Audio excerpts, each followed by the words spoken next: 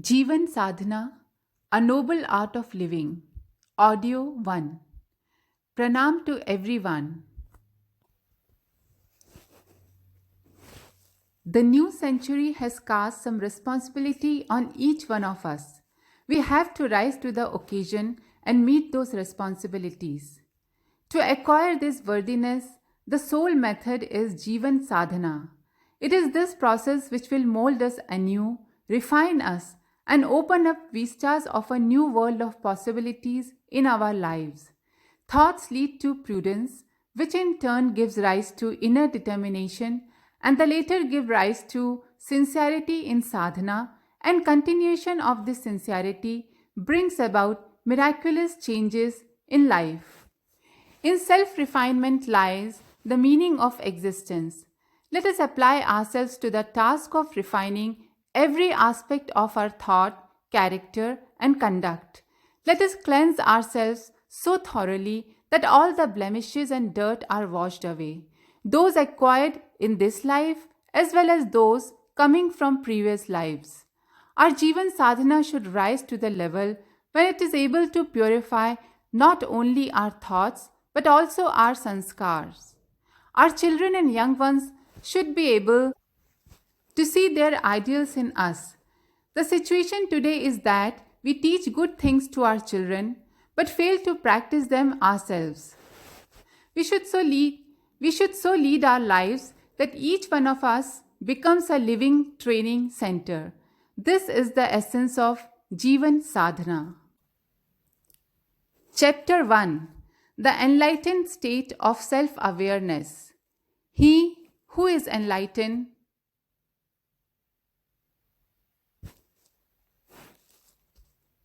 The Vedic verses invoke him. He who is enlightened, the hymns of Sama are sung to him. He who is enlightened, only to him Soma says that he finds delight in his friendship. Rig Ved. The truth of life lies in self-awareness or enlightenment. Only he who is inwardly awake is living in the real sense. The life of an unenlightened person is nothing more than a state of deep unconsciousness or coma. There is not much to choose between a comatose person in a hospital and one who is devoid of self-awareness. The only difference between the two is that unlike the comatose one, the latter is able to move and walk around. Both spend almost their entire lives on the support system of involuntary or reflex actions of the unconscious mind. There is no meaning or purpose in such a life. For this very reason, the essence of Jivan Sadhana, holistic refinement of the body, mind, and soul, can be encapsulated in one small word, bodh or enlightenment, that is, to become awake and perform all actions with full consciousness. Our activities have almost wholly become mechanical. The body has learned some movements and memorized some set patterns and paths.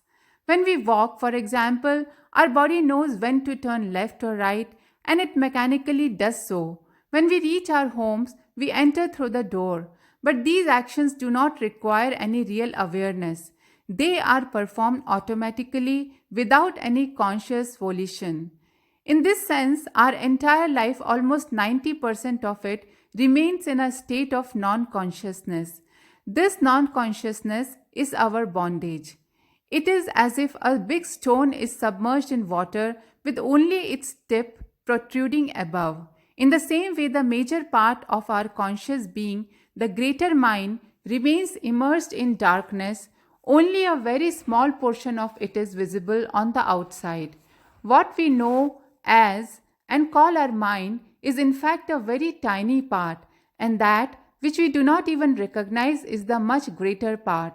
Modern psychology calls this very hidden entity unconscious mind. Rishis, enlightened sages and seers explain that unless this unconscious mind is made conscious, unless the whole of it gradually becomes filled with light, Jivan Sadhana will remain incomplete. When the lamp of consciousness is fully lit within us, when every nook and corner of the interior is illumined with its glow and no part remains in the dark, only then we will become fully enlightened and our Jivan Sadhana will reach fruition. As this enlightened state of true self-awareness begins to dawn, all the potencies of life, all its mysteries, all kinds of creative talents will automatically start revealing and activating themselves. What is the process and procedure of this awakening? The first requirement for this is a spirit of inquiry. Only those who inquire or seek deeply and whose seeking is genuine are able to tread the path of Jivan Bodh, self-awareness. It is this seed of inquiry that sprouts forth, grows, and gradually leads to awakening. What should be the form of seeking? The answer is that one should continually reflect on the meaning and nature of life. What is its aim, objective, and purpose? Reflect on the present course of life on which we are mindlessly meandering and on the actions which we are mechanically performing. Manasi Vicharya Baram Baram. This aphorism of Acharya Shankara tells us that as we begin to ponder over the important questions of life and as we grow more and more inquisitive about it, we get more and more deeply acquainted with the verities of our life. It is through the genuineness and intensity of seeking that we become able to know ourselves, and then we are surprised at our folly. Oh, how in the world were we continuing with such a senseless existence? Inquiry explains to us the meaning and purpose of life. It reveals the purpose for existence of things and empowers us to discriminate between the right and the wrong, the virtuous and the vicious, the purposeful and the purposeless. In short, it makes us conscious and wakeful. This is the natural result of inquiry and may be considered as the second stage in the process of awakening. In the state of wakefulness, we are able to cognize our strengths and potentials. Correct understandings of the state of mind and meaningful use of the available circumstances are possible in this very condition. Side by side, we can also identify and overcome the psychological and material obstacles which had prevented us from actualizing our potentials, from giving proper expression to our talents, and from experiencing the pleasure of a meaningful existence. It is this very depth and intensity of awakening that becomes Jivan Bodh. Every facet of life, its every nook and corner, is illumined with the light of awareness. Nothing remains hidden, nothing remains unseen, nothing remains unfamiliar. Every event in life, big or small, becomes a lesson. The whole life becomes a school, a continuing education instead of being a burden. He who lives in true awareness utilizes the moments of happiness in the best possible manner. At the same time, he also knows how to derive benefit from the times of trials and tribulations. Moments of joy are yoga for him, while moments of pain turn into tap, disciplinary austerities. In every situation, he has full comprehension of the meaning of existence. It is in this state that the interior begins to grow with the light of the truth that only those who are wakeful, alert, and conscious can walk the path of Jivan Sadhana. This path is so perilous and demanding that even the slightest sluggishness and carelessness in effort will result in fall and failure. The personality will remain dull, confused, and underdeveloped. To understand the different dimensions of the personality and to eliminate them is the first step on the path of Jivan Sadhana. Chapter 2: Thought, Character, and Conduct. The Triad of Personality. May your body, mind, dharma, and action be in synergy. May God, the Lord of knowledge, harmonize you, and the Lord of splendor integrate you. Atharved.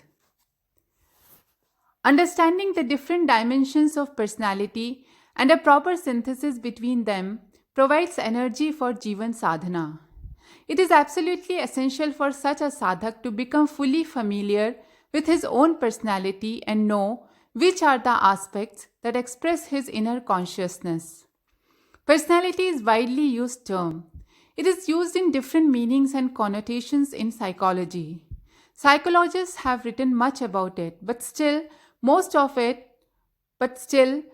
the people remain ignorant of the essence or real meaning of the term. The depths of personality yet remain unfathomed. In the beginning, the psychologists may have understood the word personality simply as a derivative of the Latin persona, meaning a mask or facade or outer covering. But now it is commonly accepted that the real reasons behind human behavior remain hidden in the depths of his interior. If we are to reach at the root of a man's conduct, we will have to dig through the layers of his character and mind. Without properly knowing these entities, an objective explanation of his conduct will be impossible. A meaningful definition of personality may be given as the aggregate of a person's characteristic features and qualities. These features and qualities are manifested in his external conduct, but their origins go far deeper and remain hidden in his thoughts and sanskars, persistent mental impressions. This is also spoken of by the rishis. As a man thinks in his mind, so is his speech.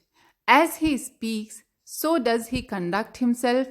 As is his conduct, so does he become. Thought, character, and conduct, these form the three-dimensional identity of personality. Between these three, the first dimension is of thought. It consists of that which we think and keeps cropping up and circulating in our ideas and imaginations. The continuity and intensity of this thought shapes our character. The process of this character building is very gradual because the underlying basis of character is the sanskars or innate dispositions which lie dormant in the depths of the unconscious mind. As long as the intensity of thought does not reach the stage where it can refine the sanskars, the character remains totally unaffected. This very composite of thought and character is reflected in the conduct. So if the personality is to be refined and developed to its fullest potential and along the right path, it would be imperative to mold its three-dimensional nature afresh. There is an instructive anecdote about molding the personality in this way. In South India, there was a very learned and tapasvi sage, Sadashiv Brahmendra Swami. Those days he was studying Vedant in his guru's ashram. His whole time was spent in study, contemplation and tap. Once a renowned scholar, Pandit Mahashay, visited the ashram. It so happened that soon he and Sadashiv Swami were locked in a debate. In no time, Sadashiv Swami, with his dazzling scholarship, tore all his adversaries' arguments to shreds and reduced him to a position where the Pandit Mahashay had to apologize and retreat. Feeling exultant at his victory, Sadashiv Swami narrated the incident to his Gurudev, expecting probably a pat on the back.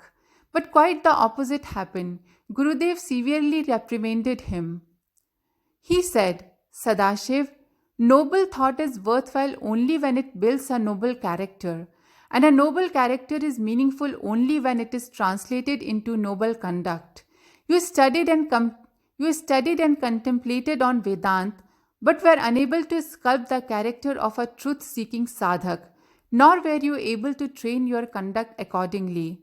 For this reason, your whole effort thus far at study and contemplation can only be worthy of condemnation."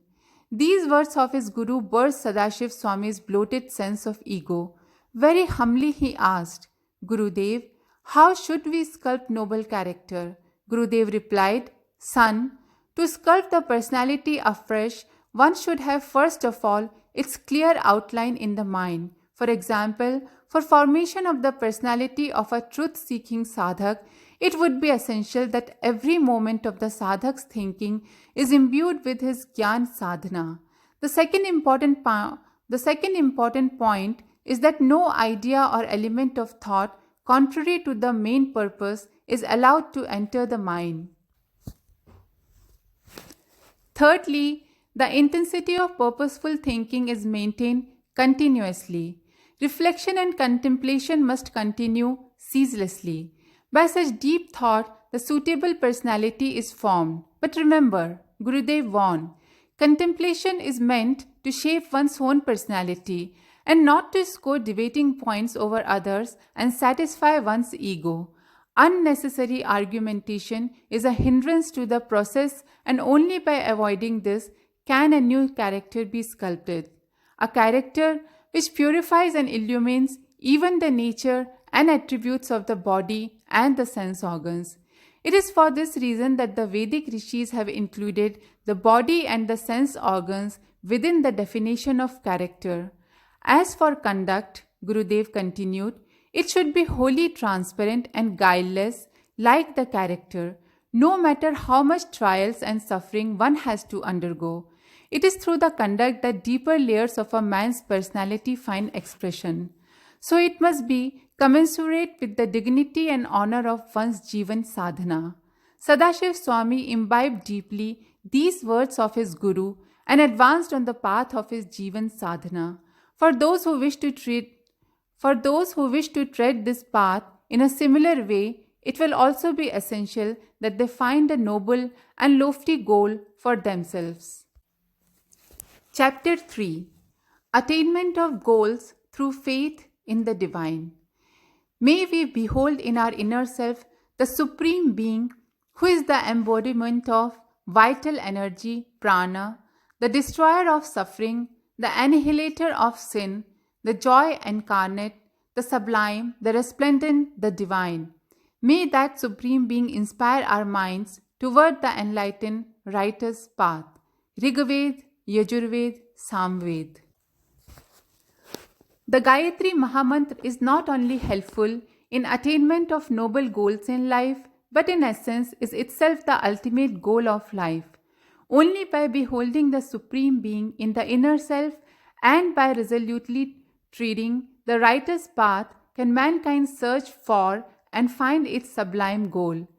An aimless life is a miserable life of wandering in the wilderness. The absence of a worthy aim renders all the means and efforts meaningless. Unless the goal is clear, the internal energy and latent strengths cannot be channelized in the right direction. All the potentialities begin to wither away in a life without a lofty purpose to pursue after. To prevent this eventuality, it is imperative that a goal be fixed. For selecting and fixing the goal, it is essential to minutely search one's inner being, because only such a close search will unravel the facts whose analysis will enable us to determine the goal. In connection with this inner investigation, the first point is to identify the talents hidden within oneself.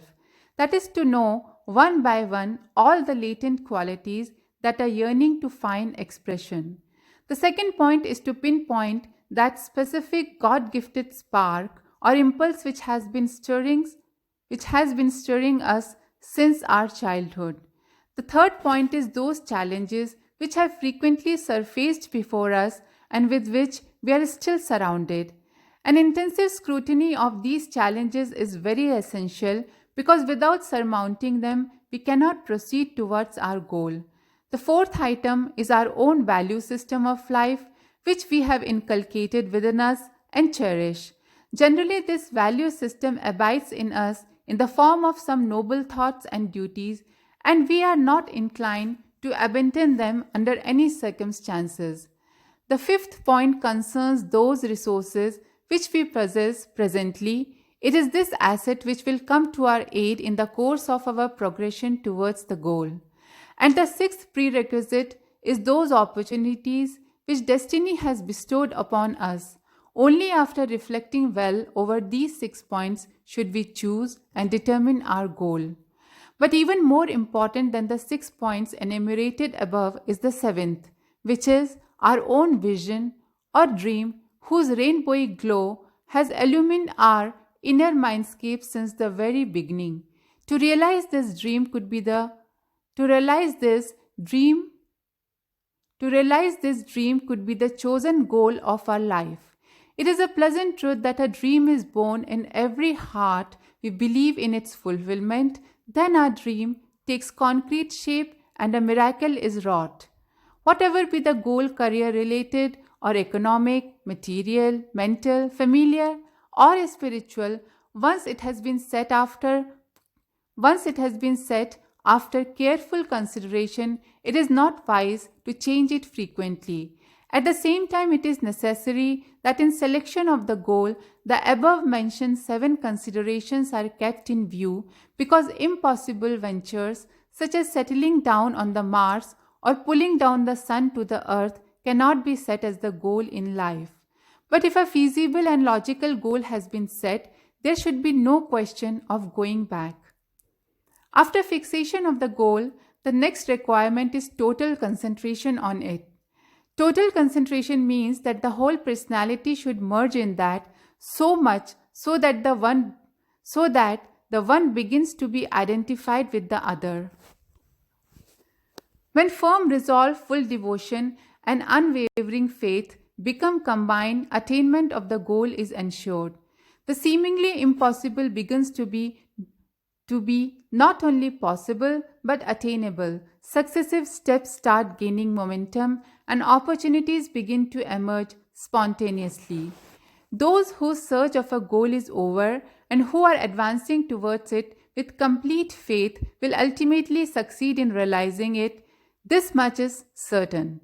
In this connection, the memoirs of the great seer Swami Vivekananda is instructive.